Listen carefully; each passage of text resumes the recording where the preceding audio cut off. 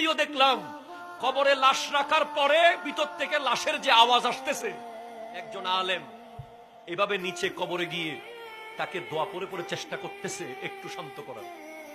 والصراط حق والميزان حق وتطاير الكتب حق وأن الجنة حق والنار حق وأن الساعة آتية لا ريب فيها وأن الله يبعث من في القبور.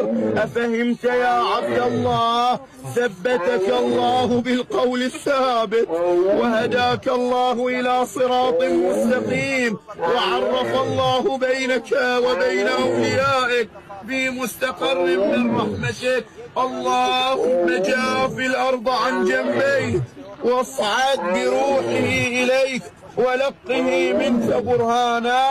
اللهم عفوك عفوك عفوك. الفاتح. وتطاير الكتب حق وأن الجنة حق. আপনি তো কবরের আওয়াজ শোনার শক্তি আমাদের নাই। কবরের আওয়াজ আমার নবী শুনেছেন, এজন্য আমার নবী বলে গেছেন কবর 10টা বাক্য বলে বলে ডাকে প্রতিদিন। আমার যে যুবক ভাইয়েরা আজকে এনজয় করছেন, আজকে দুনিয়াটাকে জান্নাত মনে করতেছেন, কথায় কথায় প্রতিশোধ নিচ্ছেন, কথায় কথায় গলা ধাক্কা দিচ্ছেন, কথায় কথায় হুমকি দিচ্ছেন, আপনাকে কবর প্রতিদিন ডাক দিয়ে বলছে